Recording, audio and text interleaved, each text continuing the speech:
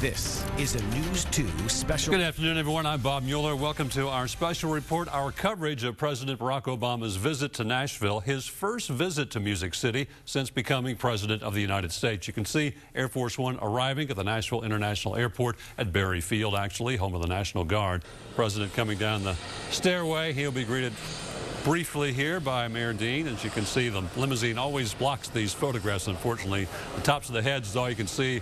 Mayor Dean greeting the president now. That's Congressman Cooper. You can see the top of his head with the glasses on. And welcome back to our coverage of President Obama's visit to Middle Tennessee. You're looking live at a picture inside McGavock High School. The president has left Berry Field, the Nashville International Airport, and is on the way there. Should be there momentarily.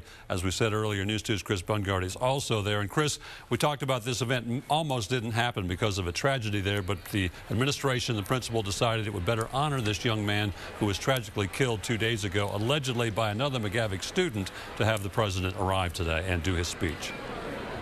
Well, Bob, as we're looking out in the crowd here, I was able to talk to several of these McGavock students, both outside and inside here, and basically what happened, what they told me happened a few days ago when this happened, and after the White House had called here the other day and said, do you want to cancel?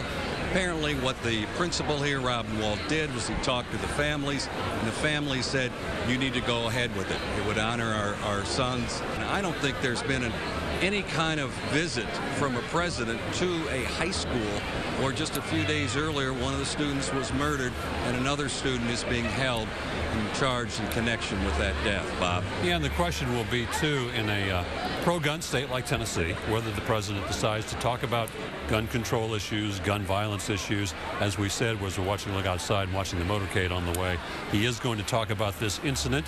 Sadly, a 17-year-old McGavock High School student faces charges for the alleged killing of a 15-year-old. That child did die. Whether it was an accident, whether it was intentional, we don't know yet. That's still under investigation. Outside of McGavock High School, there, the presidential motorcade. Now, on that side of McGavock Pike, you have those who are huge supporters of the president and his policies. And on the opposite side of McGavock Pike, you have those who oppose the president and his policies. They tell us some of their concerns, well, deals with the increase of the national debt and the president's health care law. But at the end of the day, both sides agree to have the commander-in-chief here in Nashville is a really big deal. We haven't seen him for a while. He looks a little different. But yes, Vice President Gore is standing next to Congressman Jim Cooper. He's waving to several of these folks, obviously he knows, and also Mayor Carl Dean, who is next to Congressman Cooper. So obviously this means that the president is about to come in the building. I present to you the President of the United States, Barack Obama.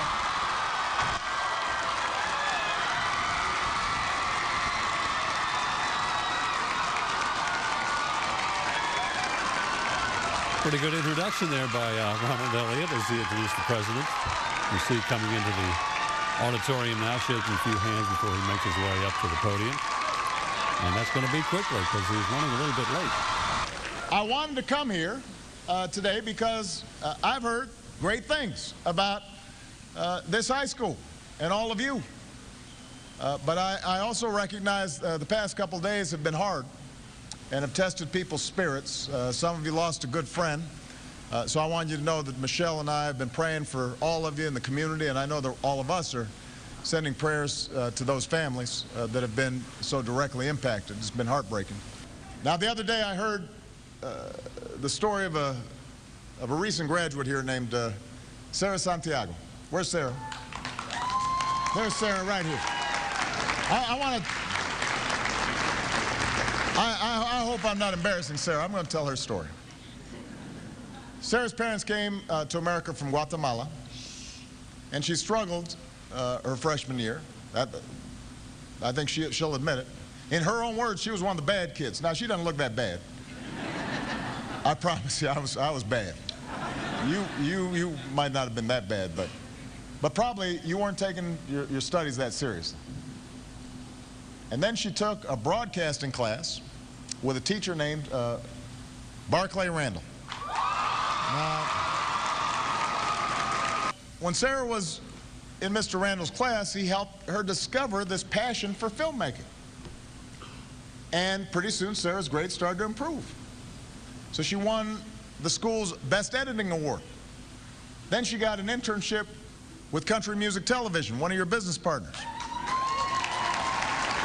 And she gives credit to Mr. Randall for this. She says, Mr. Randall gave me a second chance. He saw things I never saw in myself. He's the person who helped me change. We're going to have Barclay Randall on the air right here. He is right behind us. You can hear him laughing. He hasn't stopped smiling. This is the teacher who was cited by President Obama just a few minutes ago.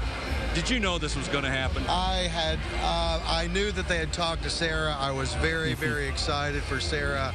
I didn't know what she had said. I'm very humble. Let's do this. I'm going to keep talking. We're going to walk out in front of the camera. Let's let people see what you look like.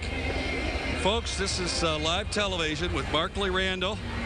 And he is a communications instructor out here as you get a little unwired. Broadcasting instructor. You've probably taught your kids this sort of thing, that this can be live television. Yes. So what are you going to tell them tomorrow? What are you going to tell them right now? I'm going to tell them to keep, what I always tell them is that they can do this. They can do this just like Sarah did this. Just like Tell me a little bit about Sarah Santiago. I believe I heard that correctly. You did. You said she wasn't much of a student. The president looked directly at her and you changed her life. How?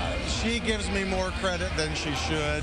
She's a great, great kid, and I can't believe she said the nice things that she said.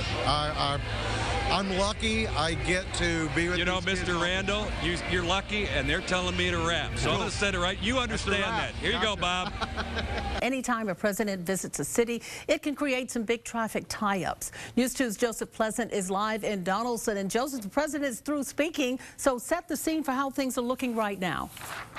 And right now, we are at Elm Hill Pike, and we're near Briley Parkway. And up on Briley Parkway, you can see traffic is completely stopped. Down here on Elm Hill Pike, Metro Police are keeping traffic from moving under the underpass. If you take a look here, you can see there's a line of cars now backing up Elm Hill Pike as they wait for the presidential motorcade to go by and for this road to reopen. As we said, it's a rolling roadblock, so as soon as the president passes by, the people who are waiting here should be able to resume their commute home. But we've seen a number of people out here who are making U-turns and trying to find alternate routes to get home from work.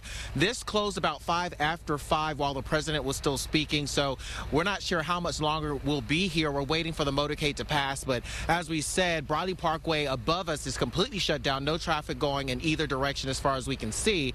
And down here on the ground, Metro Police officers blocking the road on Elm Hill Pike. We're live on Elm Hill Pike. Joseph Pleasant, Nashville's News 2.